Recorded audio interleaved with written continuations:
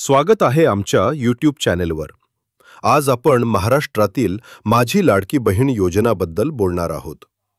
विशेषतः या योजनेसाठी KYC अद्ययावतीकरण का आणि कसे करायचे याबद्दल माहिती देणार आहोत।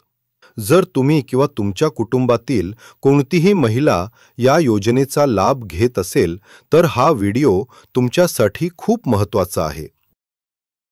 तुम्ही बघू शकता, लाडकी बहीण योजनेच्या ऑफिशियल वेबसाईटवर एक सूचना आली आहे की आपल्याला KYC करणं बंधनकारक आहे।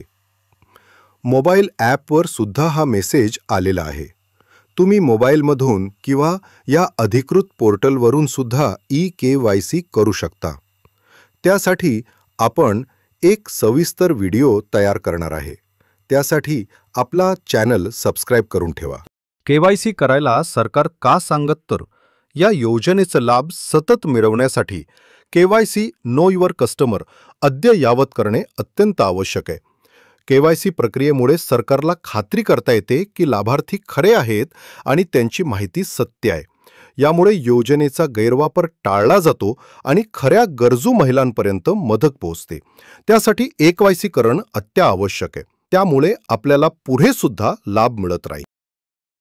आम्ही आशा करतो की ही माहिती तुम्हाला उपयुक्त ठरेल।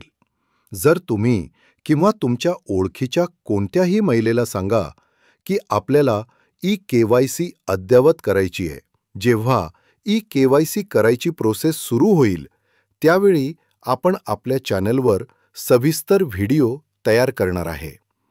हा व्हिडिओ तुमच्या कुटुंबातील आणि मित्रांमधील महिलांपर्यंत शेअर करा, जेणेकरून त्यांना योजनेचा लाभ मिळत राहील।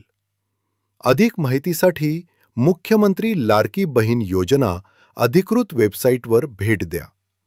आमच्या चॅनेलला सबस्क्राइब करा आणि लाईक करा, जेणेकरून तुम्हाला अशा महत्त्वाच्या योजनांबद्दल माहिती मिळत राहील।